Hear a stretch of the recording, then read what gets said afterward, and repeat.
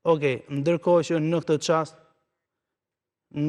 çast do bëhemi gati që të kemi komunikim të drejtë për drejtë edhe me kolegun Arlindi Saj, pikërisht për të folur mbi të dhënat më të fundit që i përket edhe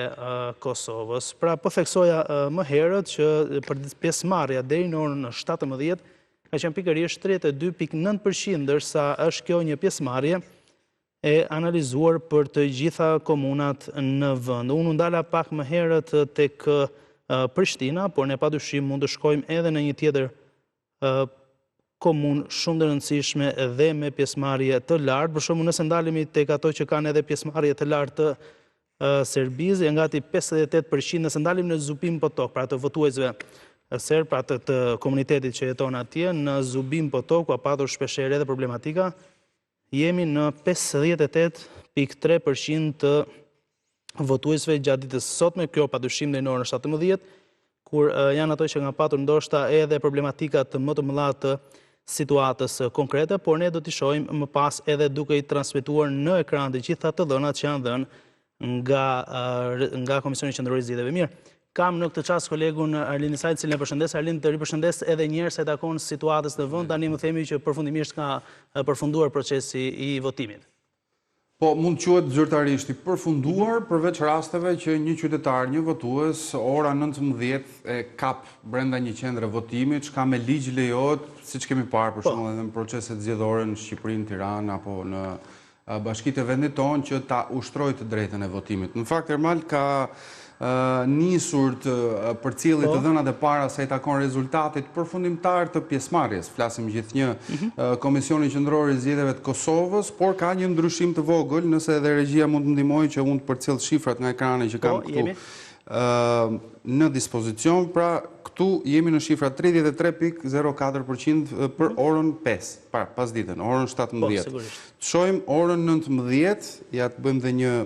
rifreskim të dhënave, pra janë 32.15% janë hapat e para këto, sepse sipas komunikimeve që kam patur, në 19:30 minuta do ketë një dalje të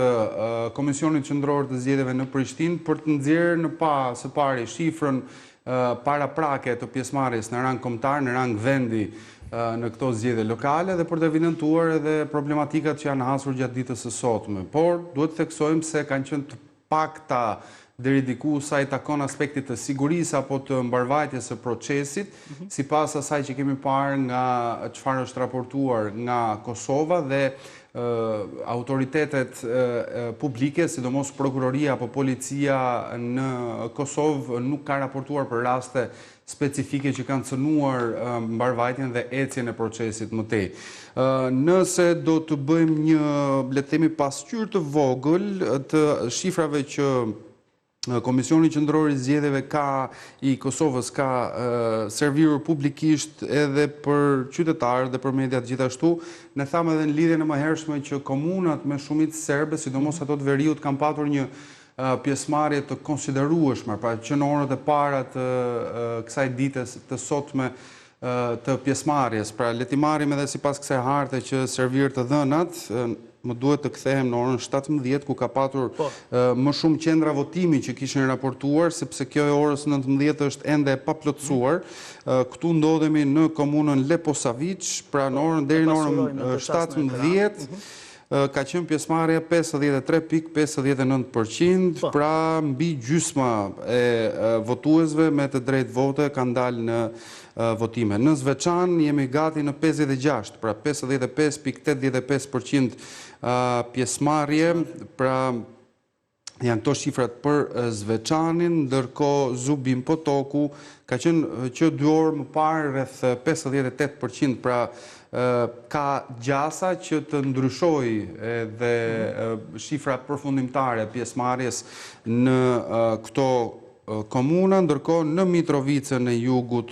32.24%, për të vijuar më tej në Istog, pra duket diferenca me komunat e tjera nga komuna në komunë. Pra ato të veriut kanë pasur një pjesëmarrje masive, çka është evidentuar dhe nga nëpërmjet një deklarate presidentit serb, pra dalja masive dhe shpresa e tij për që lista serbe të dalë fituese në këto zgjedhje. Pra shive, duke shkuar në komunat me shumicë shqiptare duket diferenca 23%, në Vushtri 32%, Prishtina është relativisht e lartë, gati 40% pjesëmarrje, 39.44 është deri në orën 17, për të vijuar më tej në Gjakov, pjesëmarrje e ullët relativisht 25.77%, për të vijuar me Prizrenin, po ashtu 25.3%, për të vijuar ndërkohë në disa komunat të tjera me shumicë serbe, shohim këtu Klokotin, 48.29%. Pra, bëra këtë xhiro të kësaj harte të servitur nga Komisioni Qendror i Zgjedhjeve për të nxjerrë në pa këtë disnivel që tregohet në pjesëmarrje nga komunat që kanë shumicë serbe dhe ato që kanë shumicë popullsisë shqiptare. Gjithsesi, në rang kombëtar do të kuptojmë vetëm pak minuta më pas se çfarë do të ketë sjell kjo ditë e këtyre zgjedhjeve lokale, por siç më thanë nga KQZ-ja në Prishtinë, nuk do të ketë një shtyrje të afatit. Pra, do të përfundoj gjithçka çështje çastesh apo minutash sapo të jenë mboshatisur qendrat e votimit. Pas kësaj dalje publike që përmendëm në orën 19:30, do të evidentohen shifra paraprake në rang kombëtar e pjesëmarrjes, problematikat që mund të jenë hasur dhe më pas do të nisë menjëherë procesi i numërimit. Po, risim edhe njërë në vëmendje procesin e numërimit, pra si zbatohet atje dhe ndoshta kur, megjithëse është ende herët, por që sipas mënyrës praktike që ata përdorin, ndoshta shumë shpejt mund të kemi edhe një rezultat të përafërt. Po, nuk ka një orar specifik në Kosovë se kur fillon procesi i numërimit. Me ligj duhet të fillojë menjëherë, pra merret një kohë shumë e shkurtër sapo mbyllen proces verbalet dhe bëhen veprimet përmbyllëse të procesit të numërimit dhe më pas, si thua, jepet dora menjëherë procesit të numërimit. Në Kosovë votohet dhe numërohet në të njëjtin vend, pra në qendrën e votimit bëhet edhe procesi i hedhjes së fletës në kuti, gjithashtu regjistrimi i saj dhe nisja menjëherë e procesit të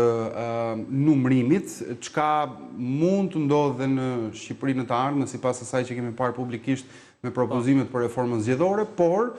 sipas shembujve të së kaluarës dhe eksperiencës nga Kosova, orët e mbrëmjes, orët e vona të mbrëmjes, ndoshta orët e para të ditës së nesërme do të kenë treguar më pakta një tregues, një trend se si ka ecur vota për kandidatët e komunave dhe atyre të këshillave bashkiake. Çka është edhe shumë e rëndësishme është fakti që i gjithë procesi i votimit gjatë ditës sotme që në orët e para të hapjes së mëngjesit deri në përfundim nuk ka rezultuar me incidente. Megjithëse e kundra mund të ndodhë në Shqipëri në fakt, por edhe kjo është e rëndësishme për të theksuar. Është e rëndësishme për të theksuar, Prokuroria e Shtetit në Kosovë ka komunikuar me mediat, me gazetarët vetëm pak minuta më herët, rreth një orë ndoshta më herët, ku ka thënë se nuk është bërë asnjë procedim me incidente që mund të kenë lidhje me procesin zgjedhor. Ka patur vetëm një incident ku janë dëgjuar të shtëna me armë në një komunë pranë Drenasit, në një fshat më saktë pranë Drenasit, por që me zbardhjen paraprake të ngjarjes ai rezultoi një incident që nuk kishte lidhje me procesin zgjedhor, ishte një konflikt deri diku banal midis banorëve të zonës, i cili rezultoi që nuk kishte lidhje me procesin e zgjedhjeve. Thënë kjo, sfida tani është tek KQZ-ja në Prishtinë, e cila ka patur probleme në procesin e raportimit, sidomos në muajin shkurt, në zgjedhjet e dimrit dhe të këtij fillimi viti, e cila hasi probleme të forta, të rënda, më saktë me sistemin e transmetimit të dhënave që le të themi kushtozoi minimalisht edhe punën e gazetarëve apo transparencën e gjithë procesit sa i takon shifrave të përditësuara, por që do të shohim se çfarë do të ndodhë kësaj radhe, se çfarë përgatitje teknikisht ka bërë KQZ-ja në Kosovë për të çuar përpara procesin, numërimin radh parë, po edhe transmetimin e dhënave që të kuptojnë edhe publiku, qytetarët edhe mediat se çfarë vote është hedhur në kuti për këto zgjedhje lokale. Qartë, mirë, Erlind, të falenderoj shumë për informacione e përditësuar në këtë çast.